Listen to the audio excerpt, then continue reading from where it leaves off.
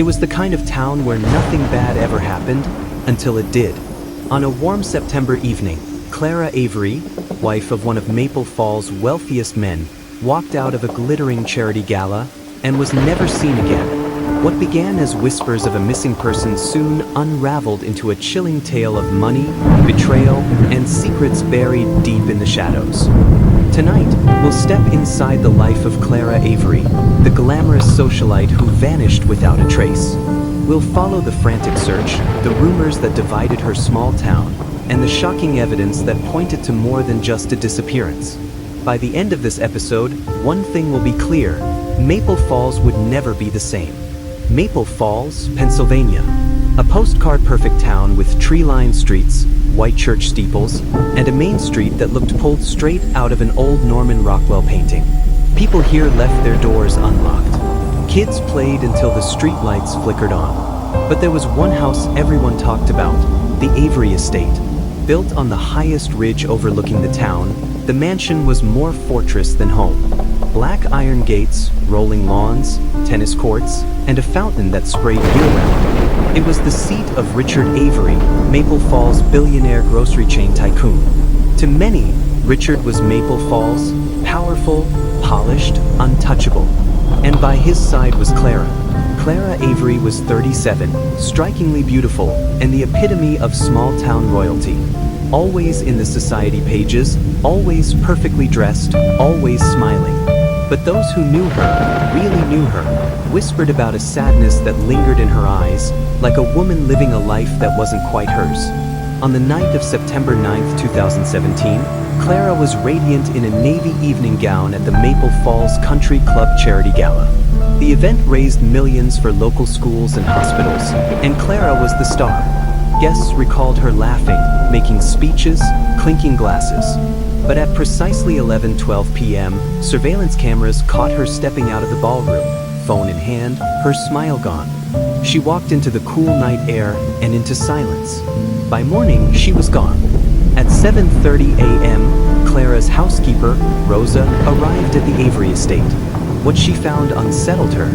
Clara's bed hadn't been slept in. Her evening gown was missing. Her car, a black Lexus SUV, wasn't in the garage. Rosa assumed Clara had stayed with a friend after the gala, but when she checked the kitchen, she found something odd: Clara's phone charging on the counter. Rosa called Richard, who claimed he had left the gala early for a late business call in Pittsburgh. His voice was calm, almost too calm. He told Rosa not to worry. Clara had probably gone for a drive. But by noon, panic had set in. Clara never missed her morning yoga, never failed to return calls. Friends began texting, asking where she was. That afternoon, the Maple Falls Police Department received a missing persons report. The search began immediately. Detectives canvassed the country club. Witnesses described Clara as cheerful early in the night, but several noted she appeared distracted near the end. One waiter recalled seeing her step outside, phone pressed to her ear, her face tense. Another said he spotted a dark pickup truck idling near the exit. By day 2, Clara's Lexus was found abandoned at a rest stop 30 miles from Maple Falls. The driver's seat was pushed far back, as if someone much taller than Clara had been driving. Her purse was missing. The car was wiped clean. Inside the SUV's glove box, police found only one thing: a crumpled handwritten note that read, "Meet me where the river bends." The clue deepened the mystery. The disappearance rocked Maple Falls. Neighbors whispered theories over coffee and pie at the diner. Some pointed fingers at Richard, claiming his marriage was a facade. Others suggested Clara had simply run away, tired of the pressure. But soon, investigators uncovered a bombshell. Clara had been exchanging hundreds of text messages with someone saved in her phone as Detectives traced the number to Ethan Cross, a 34-year-old landscaper who had worked on the Avery estate the summer before. Ethan was rugged, charming, and came with a record: disorderly conduct, a bar fight, unpaid debts. He wasn't Maple Falls royalty. He was Maple Falls' cautionary tale. When confronted, Ethan admitted he and Clara were close. Too close. They'd been having an affair for nearly a year. But he swore he had nothing to do with her disappearance. Still, his name was suddenly on everyone's lips. And while the town debated Clara's loyalty, investigators kept circling back to Richard Avery. The billionaire husband claimed he was in Pittsburgh the night Clara vanished, but phone records placed him near Maple Falls around 11:30 p.m., just minutes after Clara was last seen leaving the gala. Day 7. Just as the case seemed to stall, a jogger found something near Blackwood Forest, 2 miles from the Avery estate. Clara's navy evening gown, torn and stained with what appeared to be blood. DNA testing confirmed the blood belonged to Clara Avery. The revelation hit Maple Falls like a thunderclap. This wasn't just a disappearance. This was something darker. Detectives doubled down, interrogating both Ethan and Richard. Ethan broke down in tears, insisting Clara had planned to leave Richard for him. Richard, meanwhile, appeared cold, emotionless, his lawyers shielding him from deeper questioning. For Clara's family, the gown was a devastating confirmation. She hadn't just vanished. Something terrible had happened. By the end of the first week, Maple Falls was transformed. Media trucks lined Main Street. Reporters camped outside the Avery estate. The once peaceful town became a circus of speculation and suspicion. Clara Avery was no longer just a missing person. She was a headline, a symbol. But the deeper police dug, the more questions emerged. Who left the note in Clara's car? Was Ethan a lovesick accomplice, or a red herring? And why did Richard Avery's timeline seem to dissolve under scrutiny? As this episode closes, one chilling truth remains. The night Clara Avery disappeared was only the beginning. Next time, we'll uncover the whispers behind closed doors, and the secrets Maple Falls never wanted exposed. Behind every grand estate are walls that hold whispers. And in Maple Falls, the whispers around the Avery mansion grew louder after Clara vanished. Her life had seemed perfect, until friends began revealing secrets that painted a very different picture. Tonight, we go behind closed doors, where love, betrayal, and power collide. In this episode, we'll step into the Avery marriage, a union built on wealth and status but shadowed by tension and control. We'll hear from friends, staff, and neighbors who noticed cracks long before Clara disappeared. And we'll uncover the hidden truths that made police question whether her disappearance was a random crime or something orchestrated from within her home. To the world, Richard and Clara Avery were Maple Falls royalty. They hosted galas, cut ribbons at hospitals, and donated millions to local schools. Their photographs hung in the town hall. But behind the polished smiles, insiders described a marriage more like a business contract than a romance. Richard Avery, at 52, was as ambitious as he was wealthy. He'd built his empire on aggressive deals and iron control. In public, he was charming. In private, he was cold. Friends recalled his habit of correcting Clara in public. A comment about her dress, a dismissal of her opinion. Clara, ever gracious, smiled through it. But her journal told another story. In the weeks before her disappearance, Clara wrote, "I feel like a bird in a gilded cage. Everything sparkles, but it's not freedom. Sometimes I wonder if Richard even sees me as a person anymore." When detectives began interviewing Clara's friends, a troubling picture emerged. One friend, Lydia, confessed that Clara had confided in her about wanting a divorce. Clara was terrified of Richard's reaction, worried he'd use his influence to ruin her life. Another whispered that Clara had shown up at her house one night in tears, saying, "I can't keep living like this. If anything happens to me, don't believe it was an accident." Neighbors also recalled strange events at the Avery estate, shouting matches late at night, lights flickering on at odd hours, and once, the sound of glass shattering. But there was one account that stunned investigators. Rosa, the housekeeper, admitted that 2 days before Clara vanished, she overheard an argument. Richard's voice was sharp, Clara's desperate. The words Rosa remembered most were Richard's chilling warning. "If you walk away from this marriage, you'll regret it." Detectives now faced 2 prime suspects, Ethan Cross, the lover with passion and motive, and Richard Avery, the husband with power and control. They dug into Richard's alibi. He insisted he'd been in Pittsburgh on business, staying at the Fairmont Hotel. But when detectives contacted the hotel staff, they discovered inconsistencies. The clerk remembered checking him in, but not seeing him again that night. Surveillance cameras failed to place Richard in the lobby during the hours he claimed. Meanwhile, Ethan was brought back in for questioning. He admitted Clara had spoken of leaving Richard and starting over with him. They even had plans, a secret getaway fund Clara had been building. But Ethan's timeline was shaky. He claimed he was home alone the night Clara vanished, drinking and watching TV. No one could confirm it. The case was split down the middle. The deeper investigators looked, the more they found that Clara's glamorous life wasn't as golden as it appeared.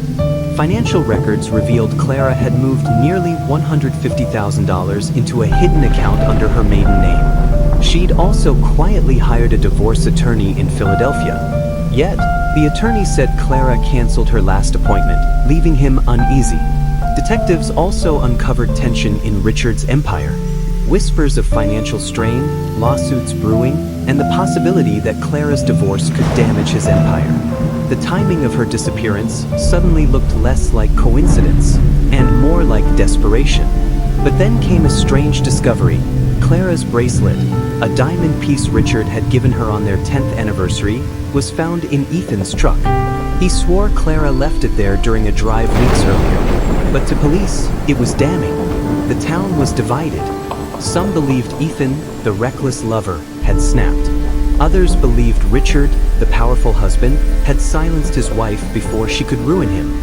2 weeks after Clara's disappearance, detectives received a sealed envelope at the station. Inside was a single photograph. Clara, sitting at a cafe table, looking anxious. Across from her was a man in a baseball cap, face obscured. On the back of the photograph was a note. She was planning to leave them both. The photo was time-stamped just 48 hours before Clara vanished. This revelation sent shockwaves. Who was the man in the cap? Was Clara secretly planning an escape neither Richard nor Ethan knew about? And why would someone send this anonymously now? Theories spiraled. Had Clara orchestrated her own disappearance? Was there a third man in her life? Or had someone been following her, documenting her every move? For investigators, one thing became clear. Clara's life was far more complicated than anyone imagined. By the end of episode 2, the whispers in Maple Falls had grown deafening. Behind closed doors, Clara's marriage to Richard looked increasingly sinister. Her affair with Ethan painted a picture of a woman desperate for freedom. And now, a new mystery figure loomed in the shadows. A man in a baseball cap who might hold the key to everything. As the town simmered with suspicion, one truth remained. Clara Avery's disappearance wasn't just a missing persons case. It was a storm of love, lies, and power. Next time, in episode 3, The Secret Life of Clara Avery, detectives uncover journals, hidden bank accounts, and revelations that change everything we thought we knew.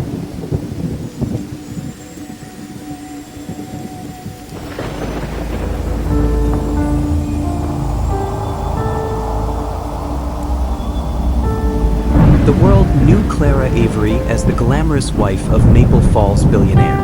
But the woman who smiled at charity galas and appeared in glossy magazines lived a very different life when no one was watching. Tonight, we open the pages of her hidden journals and discover the secrets she never wanted anyone to read. In this episode, we'll uncover the private side of Clara Avery, her journals, her secret bank accounts, her whispered dreams of escape. We'll reveal the hidden cracks in her marriage to Richard, the forbidden love with Ethan Cross, and a web of secrets that pointed to an even darker truth. Clara Avery was Maple Falls' darling. Elegant, graceful, always put together. To most of the town, she lived a charmed life. But investigators digging through her personal belongings found a very different Clara. In her dresser, tucked beneath folded scarves, they found 3 leather-bound journals. The entries spanned nearly 5 years. They painted a portrait of a woman trapped, longing, and quietly rebelling against the life her husband built around her. One of her earliest entries read, "I sometimes wonder if people look at me and see the truth. That all the glitter is just glass, sharp edges cutting into me. Richard says I'm ungrateful. Maybe I am. But gratitude shouldn't feel like a prison." As detectives read further, Clara's voice grew more urgent. She detailed the controlling ways of her husband Richard, how he monitored her spending, criticized her friendships, and controlled her schedule down to the hour. In one entry, she described attending a gala with Richard. He smiled at the cameras, but his hand on my back was firm, almost painful. To the world, it looked affectionate. To me, it was a warning, stay in line. But interwoven with her pain was something else, hope. Clara wrote often about Ethan Cross, the landscaper who became her confidant, then her lover. Their affair had begun innocently, long talks in the garden while Richard traveled. But soon, it became the one place where Clara felt free. With Ethan, I can breathe, she wrote. He sees me, not Richard's wife, not Maple Falls queen. Just Clara. The journals revealed more than just emotion, they documented action. Clara had been secretly preparing to leave Richard. Bank statements confirmed she transferred nearly $150,000 into an account under her maiden name. Detectives also discovered printouts for apartments in Philadelphia, far from Maple Falls. But there was something chilling. In one of her final entries before her disappearance, Clara wrote, "I know Richard's suspects. He watches me closer now. Sometimes I feel like there are eyes on me, even when I'm alone. If I vanish, don't believe the first story you hear." Those words became a haunting prophecy.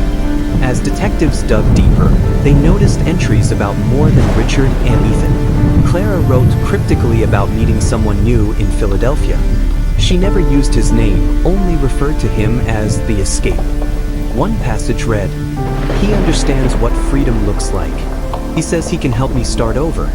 I don't know if I can trust him, but part of me wants to risk it."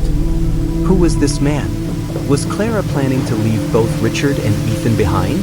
Was her disappearance a planned escape, or had this third person played a darker role?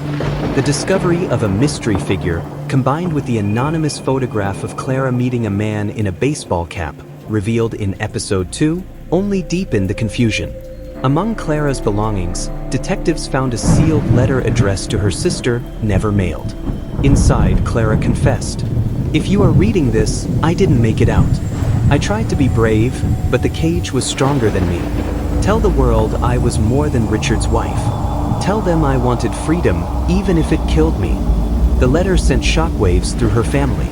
It transformed Clara from a glamorous socialite into a tragic heroine, a woman fighting for her life and her identity. For investigators, it raised haunting questions. Did Richard intercept her plans and silence her? Did Ethan snap when she hesitated to leave with him? Or did the Escape, this unknown figure, lure her into danger? By the close of episode 3, Clara Avery is no longer just a name in society pages. She is a woman of contradictions, glamorous yet broken, wealthy yet trapped, powerful in appearance yet powerless in her own home. Her journals revealed pain, hope, love, and fear. They exposed cracks in her marriage, a risky affair, and the possibility of an escape plan gone terribly wrong. But most of all, they left one chilling truth. Clara knew she was in danger, and she tried to leave behind a warning.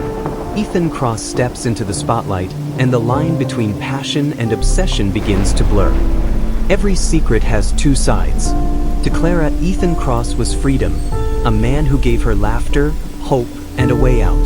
But to investigators, Ethan looked less like a savior and more like a suspect. Tonight, we step into the shadows of forbidden love and ask, was Ethan Clara's escape or her undoing? In this episode, we'll uncover the story of Ethan Cross, Clara Avery's lover, confidant, and perhaps her greatest mistake. We'll explore his troubled past, the intoxicating affair that bound them together, and the lies that made police wonder if Ethan's love turned deadly. Ethan Cross was not Richard Avery.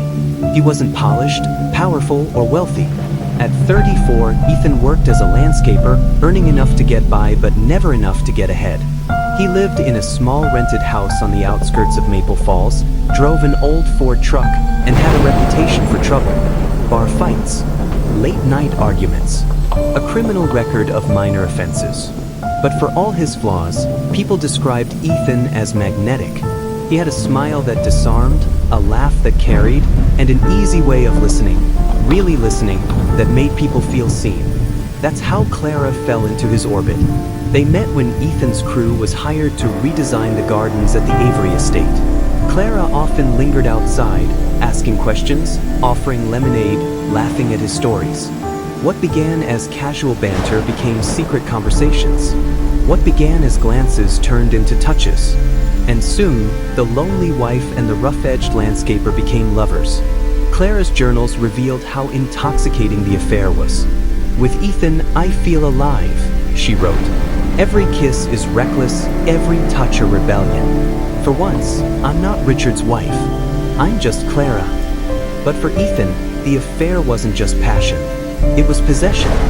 Friends recalled him bragging about Clara, almost unable to believe she chose him. But they also noticed his mood swing. Pride one moment, paranoia the next. Detectives pieced together their meetings. Secret rendezvous at motels 2 towns over. Drives into the woods where they could talk without eyes on them. Whispered phone calls late at night. But as the relationship deepened, so did the danger. Clara wanted freedom, but Ethan wanted all of her. When she hesitated to leave Richard entirely, friends said Ethan grew frustrated. When Clara vanished, Ethan quickly became a prime suspect. Police interrogated him for hours. He admitted the affair without hesitation, perhaps even too boldly. He claimed Clara told him she was ready to leave Richard, that they talked about running away together. But when pressed about the night of September 9th, his story wavered. Ethan said he was home alone, drinking and watching TV. But detectives found no one to confirm it.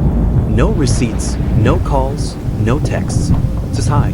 And then came the bracelet. Clara's diamond anniversary bracelet, found in Ethan's truck. He insisted she'd left it there weeks before. But to investigators, it looked damning. Was it a token of love, or evidence of something darker?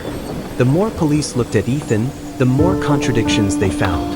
Friends described him as fiercely protective of Clara, sometimes too protective. One recalled him saying, "If she ever goes back to him, I'll lose it." Another claimed Ethan once showed up drunk, ranting that Clara was too scared to leave Richard.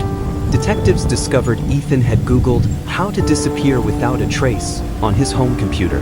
When confronted, he insisted it was part of Clara's plan, not his. But then came a chilling detail. A neighbor reported seeing Ethan's truck near Blackwood Forest the night Clara vanished, the same forest where her gown was later discovered. Was Ethan telling the truth about Clara's escape plan? Or had his obsession boiled over into violence? The most dramatic moment came during Ethan's second interrogation. Detectives pressed him for hours, confronting him with the bracelet, the neighbor's sighting, the Google searches. At first, Ethan was calm, then angry, then broken. He cried, insisting, "I loved her. I loved her more than anyone. I didn't hurt Clara. She wanted out. Richard, he was the monster. Not me." But then his words slipped. "She was supposed to meet me by the river that night." The note in Clara's car, "Meet me where the river bends." Ethan denied writing it. He swore Clara had left it for him. But investigators wondered, had he just admitted to luring her there? Ethan Cross was no longer just Clara's lover. He was a man of contradictions, tender yet volatile, loving yet obsessive, truthful yet tangled in lies. The town was divided. Was Ethan a tragic figure, guilty only of loving Clara too much? Or was he the jealous lover who snapped when she hesitated to choose him over Richard? One thing was certain, Ethan Cross was no longer a supporting character. He was a central figure in the mystery of Clara Avery's disappearance. The spotlight shifts to Richard Avery, and we uncover the cracks in his story that could unravel everything. Alibis are meant to clear you, but sometimes, the more you explain, the more questions you leave behind. Tonight, we turn to Richard Avery, Clara's powerful husband. Was he the grieving spouse, or the man whose story doesn't quite add up? In this episode, we'll dissect Richard Avery's alibi the night his wife disappeared. We'll examine his business trip claim, the inconsistencies in his timeline, and the financial and personal motives that gave him everything to lose. By the end, you'll question whether Richard Avery was a husband searching for answers, or a man hiding the truth. Richard Avery wasn't just wealthy. He was Maple Falls. His empire of grocery chains stretched across the state. His donations kept schools funded, and his mansion was the crown jewel on the hill. To the community, Richard was untouchable. To his inner circle, he was ruthless. Friends described him as calculating, a man who never raised his voice in public but could silence a room with a glare. Employees whispered about his temper, though few dared speak openly. And Clara? She was his trophy, polished, poised, and always by his side. On the night of September 9th, Richard claimed he left the charity gala early, around 10 p.m., to drive to Pittsburgh for a late-night meeting at the Fairmont Hotel. By the time Clara vanished, Richard insisted he was 2 hours away. But investigators weren't convinced. Detectives began to pick apart Richard's story. At the Fairmont Hotel, a clerk confirmed checking Richard in, but surveillance cameras never captured him entering his room that night. His credit card showed a charge for room service, but the waiter couldn't recall delivering it personally. Even more trouble, Richard's cell phone pinged near Maple Falls at 11:27 p.m., less than 20 minutes after Clara was last seen leaving the gala. When confronted, Richard brushed it off, claiming his phone must have been misrouted by towers. But investigators knew cell tower data didn't lie. Meanwhile, Clara's journal painted a darker picture. In one entry, she wrote, "Richard says he'll ruin me if I leave. He says everything I have is his. Sometimes I believe him." Suddenly, Richard's alibi looked less like a shield and more like a weapon. Investigators turned to Richard's finances. What they found was staggering. Weeks before Clara's disappearance, Richard had taken out a new $5 million life insurance policy on his wife. He insisted it was standard estate planning, but detectives saw a motive. At the same time, Richard's business empire was showing cracks. A lawsuit loomed, investors whispered about bankruptcy, and divorce could have cost him half his fortune. When detectives pressed Richard on the life insurance, he became visibly angry. His lawyers quickly cut off questioning, labeling the investigation a witch hunt. But the pattern was clear. Clara wanted freedom. Richard stood to lose everything if she got it. Neighbors began coming forward with stories that chipped further at Richard's image. One recalled hearing a heated argument at the Avery estate days before Clara vanished.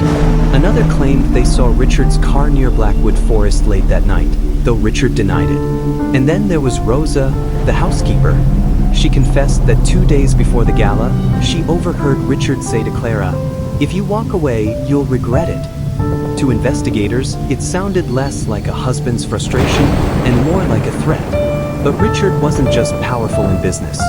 He had influence over the town, from the mayor to the police chief. Many wondered, was Richard untouchable even if he was guilty?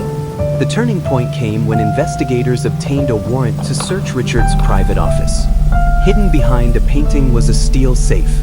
Inside, detectives found a burner phone, a folder of bank statements, and, most chilling of all, Clara's unsigned divorce papers. The burner phone revealed calls to an unknown number on the night Clara disappeared. The bank statements showed Richard moving large sums offshore. And the divorce papers? They painted a clear picture. Clara had planned to leave, and Richard knew it. When pressed about the safe, Richard smirked. He claimed the documents were planted, that investigators were desperate to pin him. But to the public, the discovery was damning. The grieving husband began to look more like a man.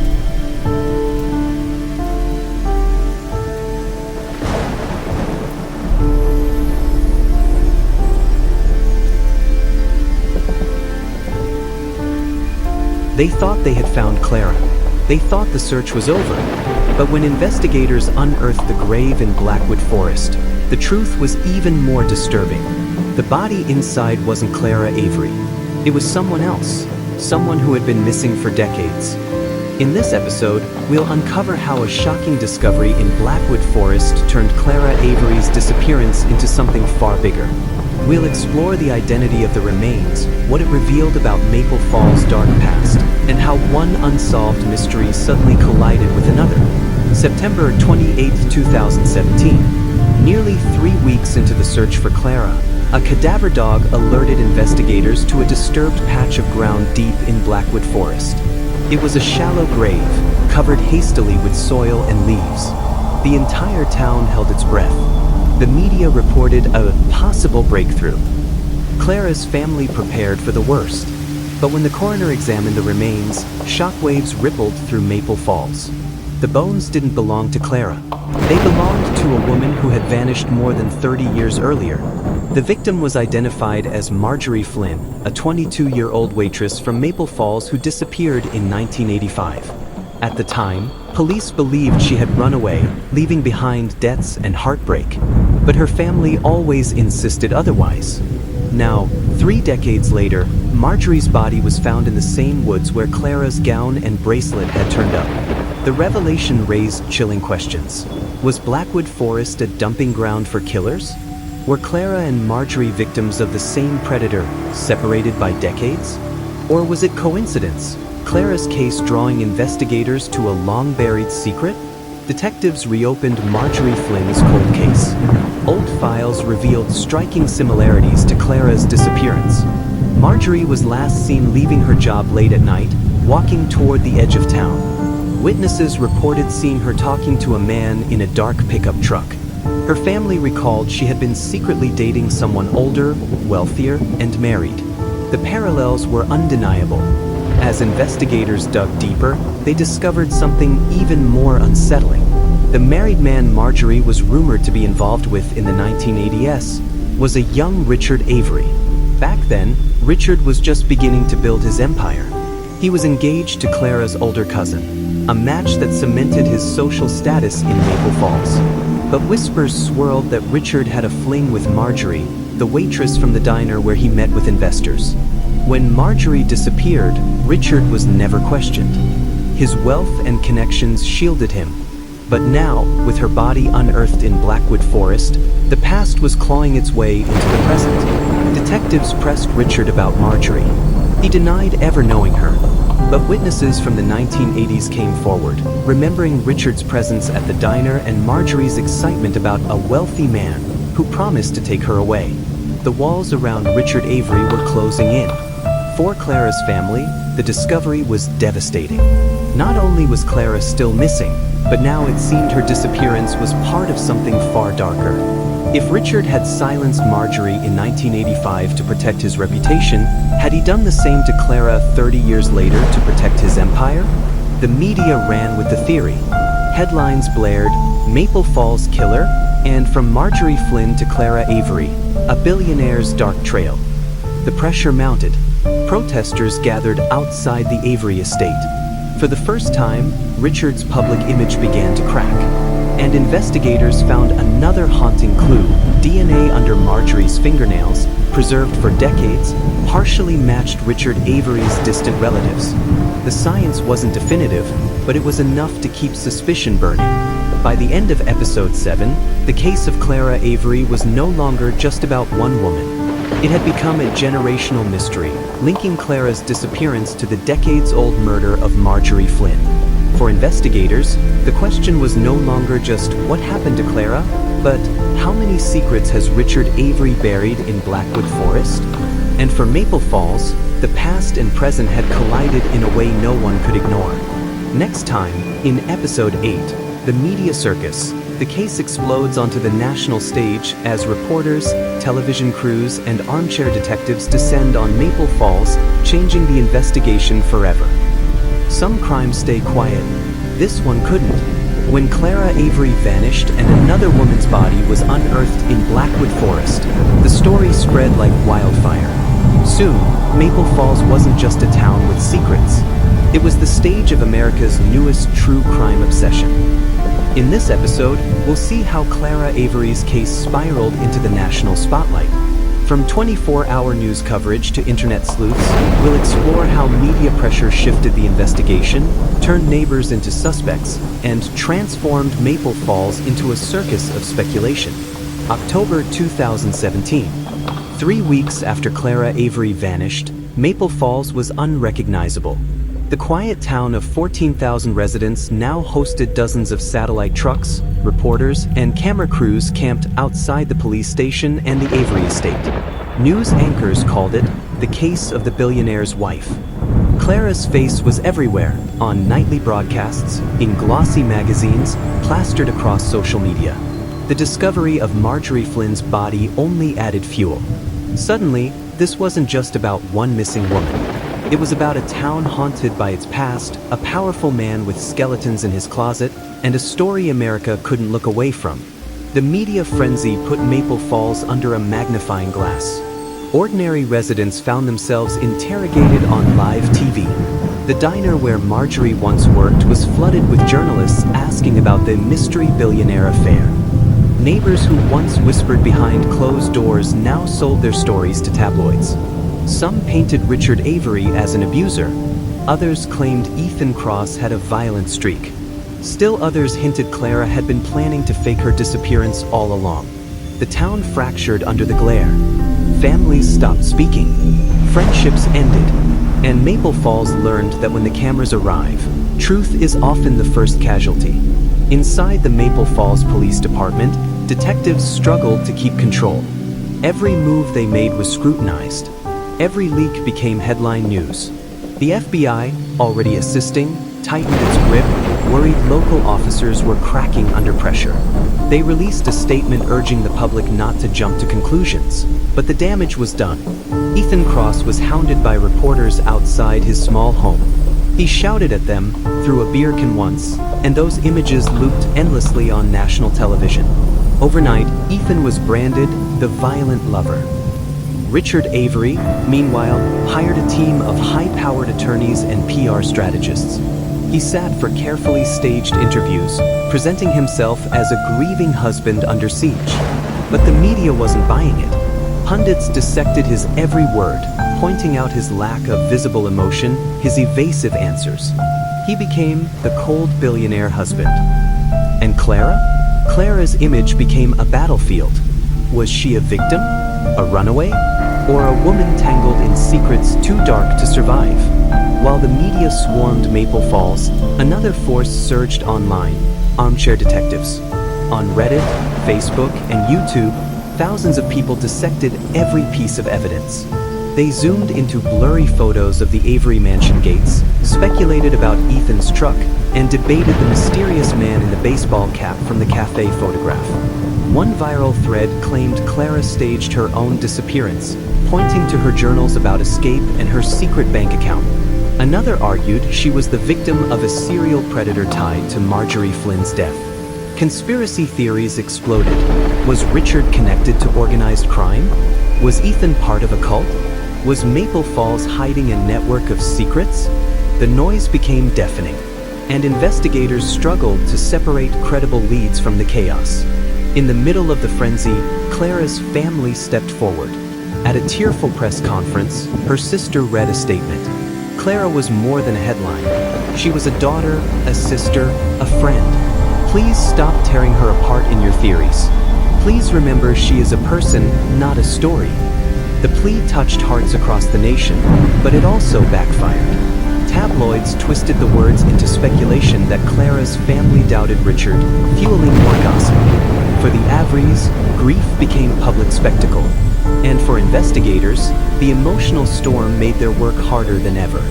By the end of episode 8, Maple Falls was no longer a town searching for a missing woman. It was the center of a national drama.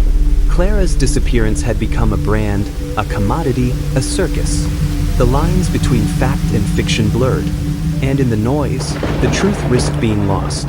But beneath the cameras, detectives pressed on. They still believed the answers lay not in the headlines, but in the evidence.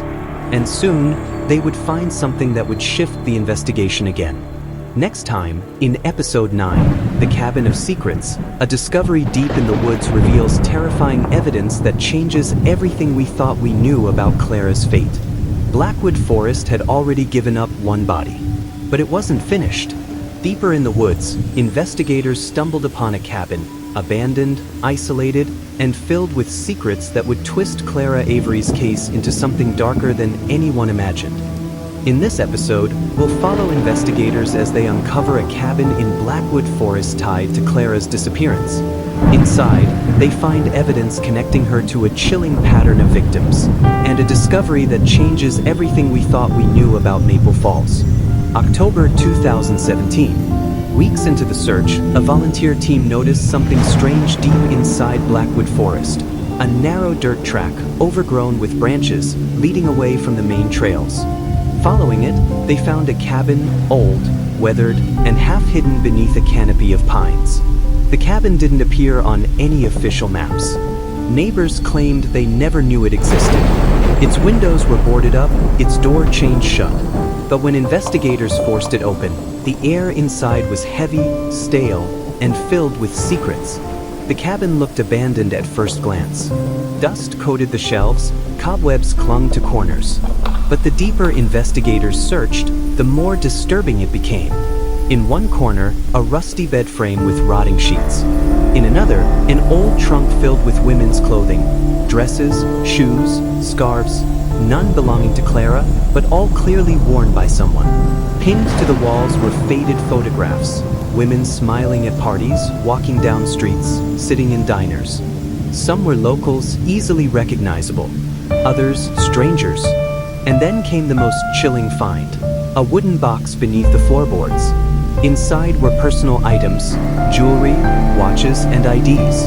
Among them was Clara's driver's license. Forensic teams swarmed the cabin. Every item was cataloged, every surface dusted. DNA tests revealed traces of at least 4 different women, none of them Clara. But the items told a story.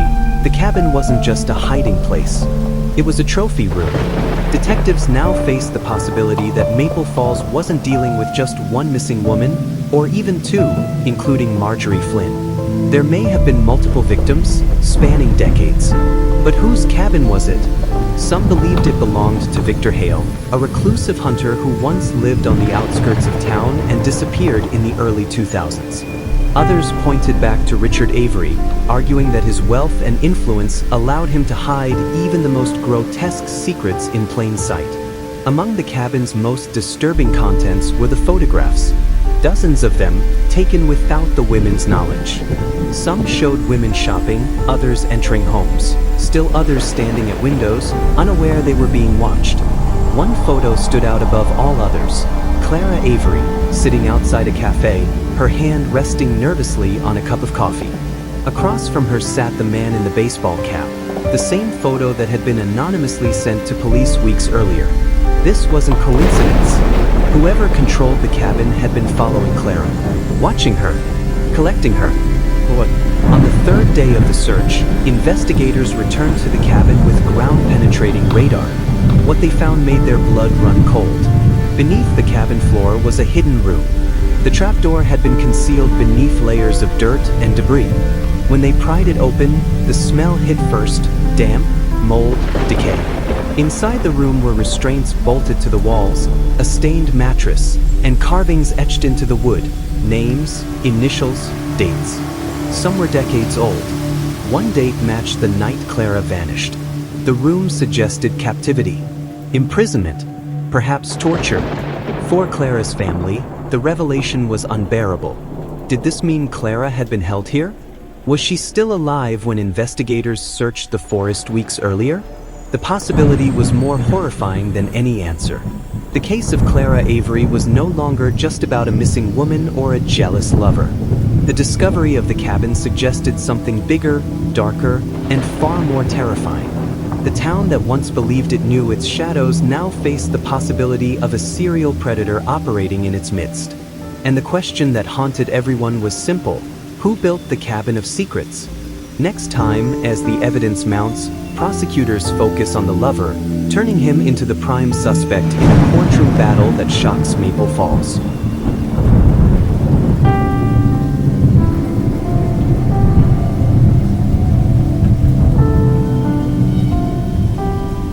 Love can make you reckless. It can make you lie. And sometimes, it can put you on trial for murder. Tonight, Ethan Cross, Clara Avery's secret lover, steps into the courtroom, accused not just of loving her, but of killing her. But is he guilty, or simply the easiest man to blame? In this episode, we'll step inside the trial of Ethan Cross, where prosecutors painted him as the jealous lover who snapped, while his defense argued he was a scapegoat for Richard Avery's power and lies. We'll explore the evidence, the testimony, and the shocking twists that kept the jury and the nation on edge. By late 2018, more than a year after Clara's disappearance, investigators had enough to bring charges. The cabin of secrets had fueled public terror, but prosecutors weren't ready to tie it to Richard Avery or a mysterious predator. Instead, they zeroed in on Ethan Cross. The case was built on 3 pillars. 1. Motive. Ethan was in love with Clara and furious at her hesitations to leave Richard. 2. Opportunity. His alibi was uncorroborated the night she vanished. 3. Evidence. Clara's bracelet found in his truck, plus witness claims of seeing his vehicle near Blackwood Forest. The indictment. Second-degree murder, kidnapping, and obstruction. The trial of Ethan Cross began on January 14, 2019. The prosecution painted a picture of passion turned deadly. They argued Ethan lured Clara to Blackwood Forest with the note, "Meet me where the river bends." When she wavered, he snapped. They claimed he killed her in a jealous rage, burned evidence at the fire pit, and planted confusion to deflect blame. They showed the jury photos of the bracelet, grainy images of his truck, and the damning Google searches, "How to disappear without a trace," and "Shallow Graves, Pennsylvania." The prosecutor's voice was sharp as she turned to the jury. This wasn't a conspiracy. This wasn't a billionaire's cover-up. This was a man who couldn't handle rejection. And Clara Avery paid the price. Ethan's defense attorney, however, told a different story. She argued Ethan was the perfect scapegoat, poor, rough-edged, easy to vilify compared to Richard Avery. She hammered at Richard's crumbling alibi, the secret safe, the life insurance policy, and Clara's own journals about fearing her husband. She also attacked the evidence. The bracelet? Easily planted. The truck sighting? A neighbor's memory a year after the fact. The searches? Common phrases anyone might look up when discussing running away. Her refrain echoed in the courtroom. Where is Clara Avery's body? Without it, the state cannot prove murder. The trial became theater. Rosa, the housekeeper, testified tearfully about overhearing Richard threaten Clara. "If you walk away, you'll regret it." The jury leaned in. Lydia, Clara's friend, described Clara's confessions about the affair with Ethan, her dreams of leaving, and her deep fear of Richard's power. Ethan himself took the stand.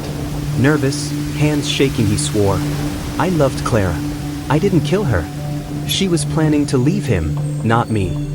But under cross-examination, the prosecutor forced him into contradictions. Did he expect Clara to show up that night? Did he drive near the forest? Ethan stumbled, his words cracking. The jury's eyes narrowed. And then came the bombshell, a surprise witness.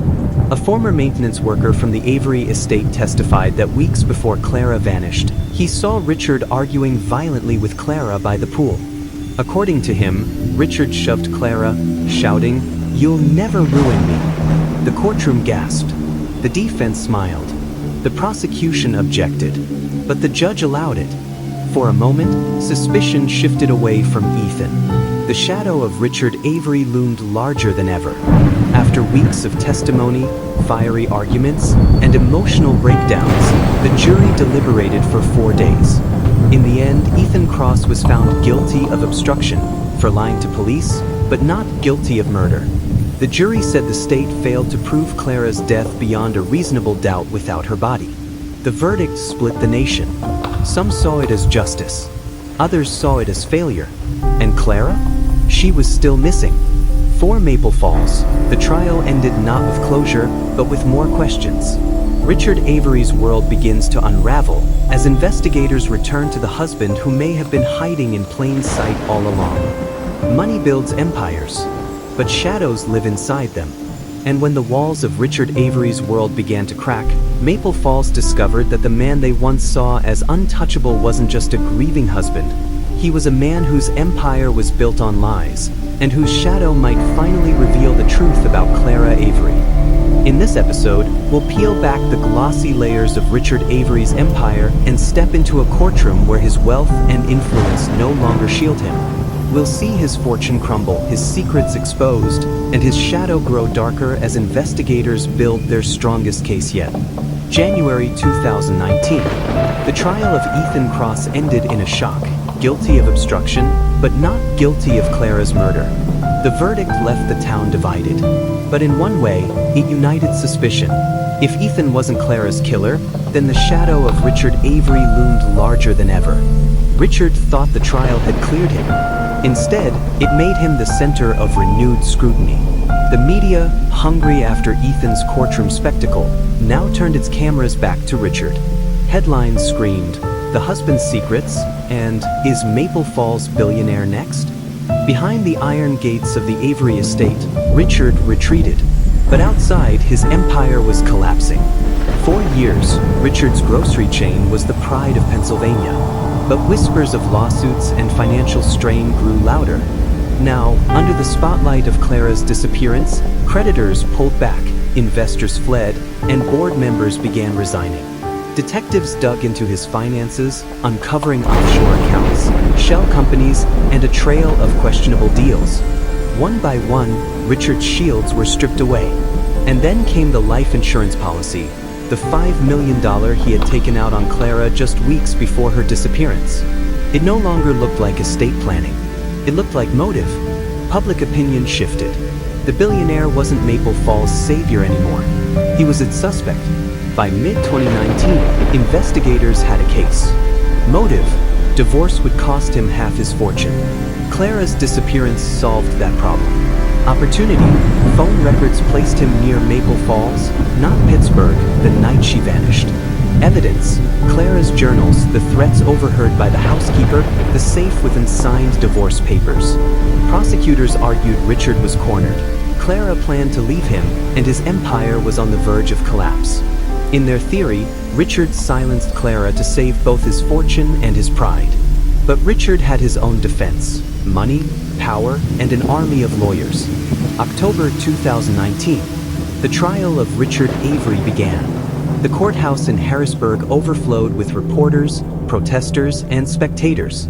Tickets for seats inside the courtroom were scalped on the street. It wasn't just a trial, it was a national event. The prosecution opened with fire. This isn't about a missing wife. This is about control. This is about a man who thought his money made him untouchable. But Clara Avery left behind her truth, and today we bring it to light. The defense countered with precision. There is no body. There is no crime scene. What the state has is speculation, rumor, and prejudice. Richard Avery is guilty of being powerful, not of murder. The battle lines were drawn. Courtroom drama, testimonies, and twists. The housekeeper's voice. Rosa, the Avery housekeeper, testified once more. Her voice shook as she repeated the words she overheard. "If you walk away, you'll regret it." The courtroom was silent. Richard's eyes never left her. The financial expert.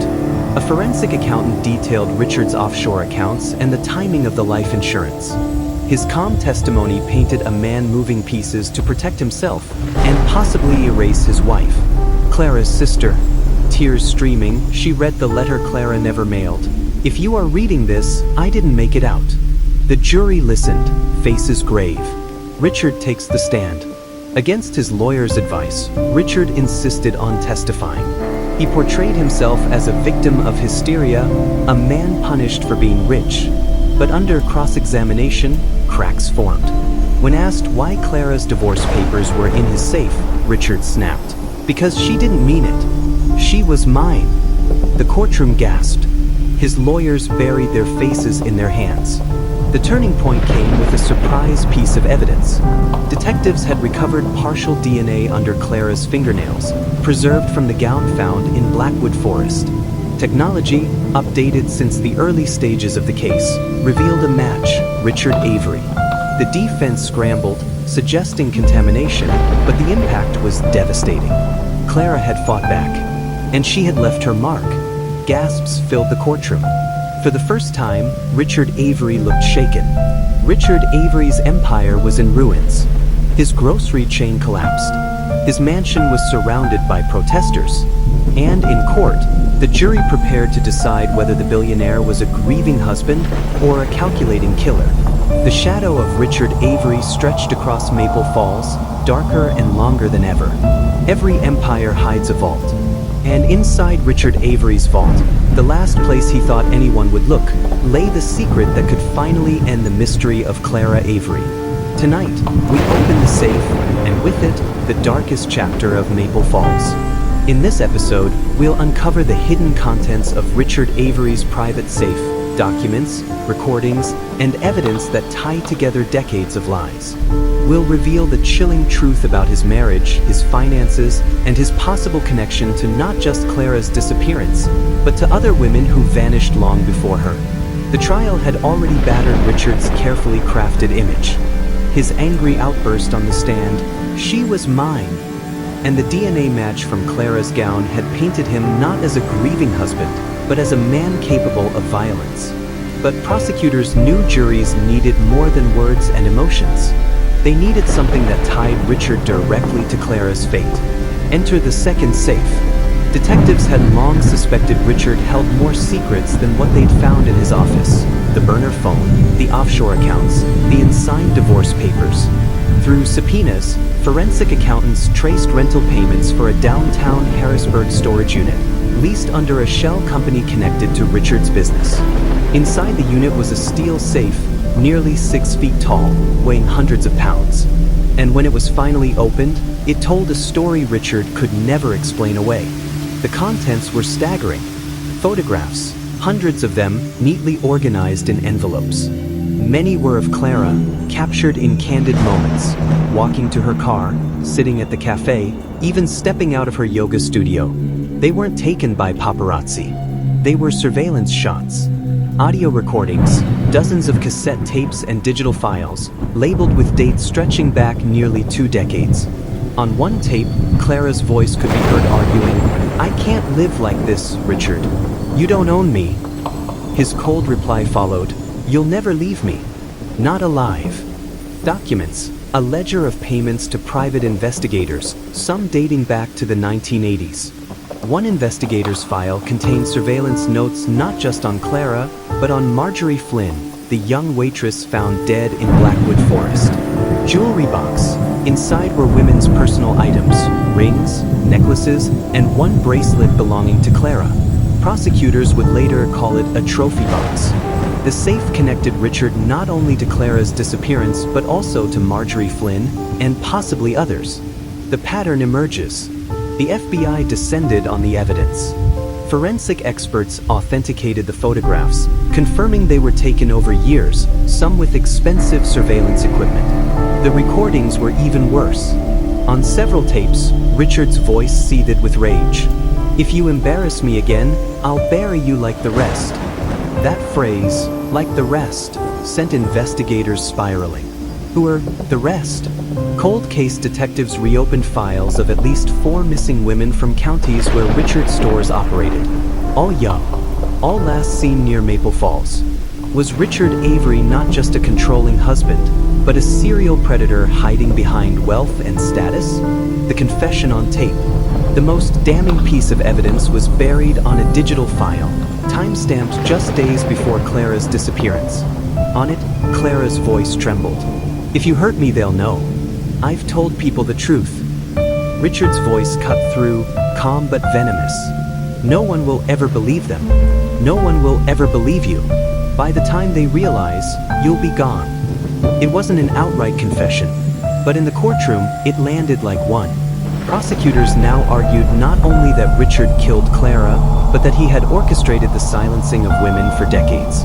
Among the evidence, investigators also discovered a memory card labeled Only C.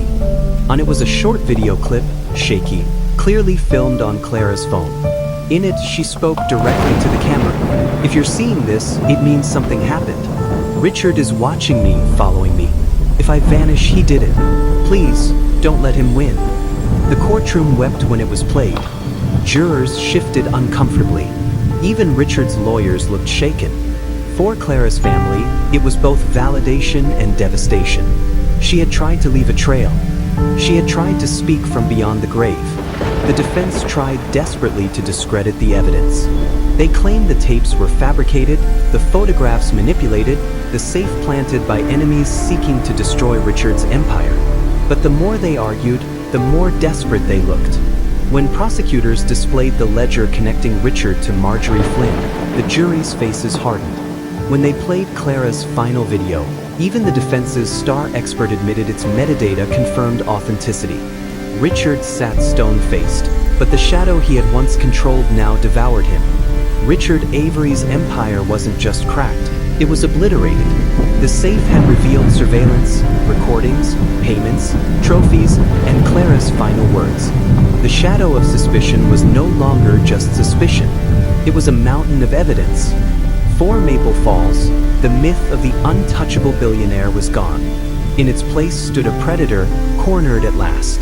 But one question still haunted the town, the jury, and Clara's family. Where was her body? The final twist. The trial reaches its conclusion, and one last shocking discovery rewrites everything we thought we knew about Clara Avery's fate. For 2 years, Clara Avery's disappearance haunted Maple Falls. It destroyed reputations, uncovered decades of secrets, and brought one of Pennsylvania's most powerful men to his knees. But just when everyone thought the case was over, one final twist changed everything.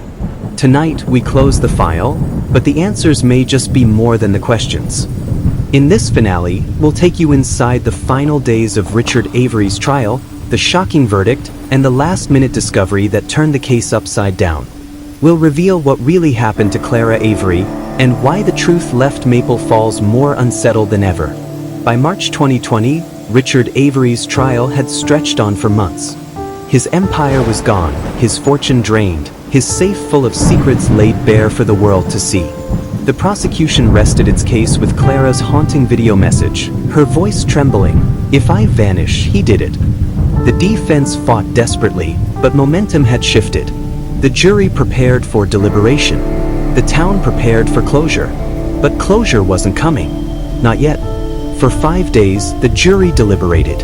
Outside the courthouse, crowds chanted for justice. Inside, speculation ran wild. Would Richard be convicted of murder without a body? Would his wealth buy him freedom one last time? On the 6th day, the jury returned. The courtroom fell silent as the foreperson read the verdict. Guilty of kidnapping, guilty of obstruction, but not guilty of murder. Gasps filled the room. Reporters scrambled. Clara's family sobbed, clutching each other. Richard smirked. He would serve time, but not life. He would never be branded her killer. It seemed Clara's case would end in a hollow victory. Richard punished, but the truth buried with her. And then, the twist arrived. Just days after the verdict, a construction crew working near the banks of the Susquehanna River, not far from Maple Falls, unearthed something chilling. A shallow grave, wrapped in plastic sheeting. Inside was the decomposed body of a woman. Dental records confirmed the impossible. It was Clara Avery. Her body had been hidden less than 10 miles from the Avery estate the entire time. The autopsy delivered a devastating twist. Clara had not been shot, stabbed, or strangled. She had drowned. Trace evidence suggested she was alive when she entered the water, bound at the wrists, lungs filled with river sediment. And on her wrist, investigators found something horrifying, a second set of zip ties, not matching the ones Richard had access to. This meant one thing: someone else had been there. Investigators scoured Clara's body and belongings for answers. Among her remains, they found a small flash drive sealed in plastic, Clara's final act of defiance. On it was a video diary she had begun recording in the weeks before her disappearance. In the last entry, filmed the night of the gala, Clara whispered, "I'm meeting him tonight. Not Richard, not Ethan. He promised me freedom. If I don't come back, you'll know I was wrong." The camera shook as she glanced toward the door. A shadow passed across the frame. Then the video cut off. The Kim wasn't Richard. It wasn't Ethan. It was the mysterious man she had called the Escape. And he was still out there. The revelation shattered everything. Richard Avery, already convicted of kidnapping, now looked like he might not have killed Clara after all. Ethan Cross, once branded the jealous lover, appeared more tragic than guilty. The real killer, the man in the baseball cap, the one who had stalked Clara in photographs, the one she had secretly pinned her hopes on, had never been caught. Maple Falls erupted. The Avery verdict was called a miscarriage of justice. Clara's family demanded a new investigation, and the media asked the question no one wanted to face. Had everyone been chasing the wrong man all along? The case of Clara Avery left Maple Falls with as many scars as answers. Richard Avery went to prison, but not for murder. Ethan Cross walked free, but forever stained by suspicion. Clara's body was found, but her final act revealed a third player, the Escape, who vanished into the shadows. And Maple Falls learned the cruelest truth of all. Sometimes justice isn't a verdict. Sometimes it's a ghost that never leaves. Clara Avery wanted freedom. Instead, she found a river's silence. Her story is one of power, love, betrayal, and secrets that refuse to stay buried.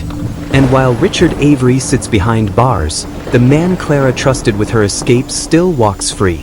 Which means the final twist of Clara Avery's story may not have been written yet.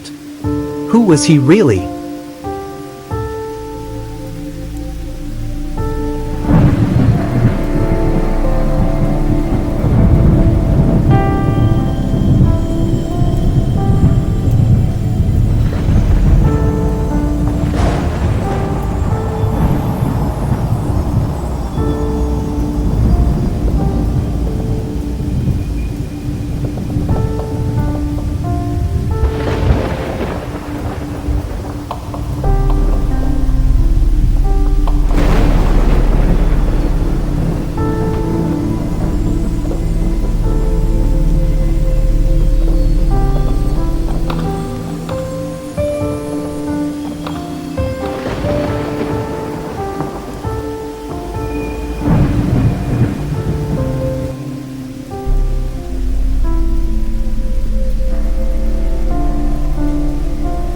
It was supposed to be an ordinary summer evening in the wealthy yet quiet town of Fairview, Pennsylvania.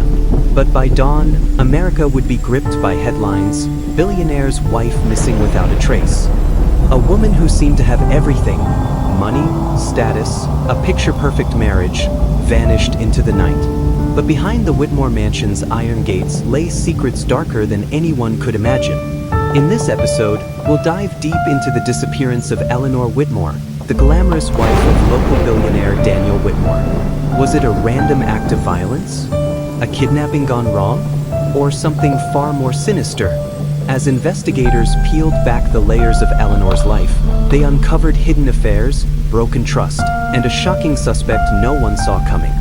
Fairview wasn't the kind of place where crime happened. It was the sort of American town people moved to for peace, safety, and good schools. Rolling hills, wide lawns, pristine cul-de-sacs. But nestled at the edge of town sat the Whitmore estate, a sprawling 25-acre property with tall hedges, armed gates, and a home that looked more like a palace than a family residence. Eleanor Whitmore, 42 years old, was the socialite wife of Daniel Whitmore, a self-made billionaire known for his chain of nationwide grocery stores. To outsiders, Eleanor had it all: designer clothes, charity galas, and summers spent in the Hamptons. But to those who knew her best, Eleanor carried invisible scars, a quiet sadness she disguised behind champagne glasses and red lipstick. On the evening of June 14, 2018, Eleanor attended a charity fundraiser at the local country club. She smiled, mingled, and left around 9:30 p.m. in her black Mercedes SUV. That was the last time anyone saw her alive.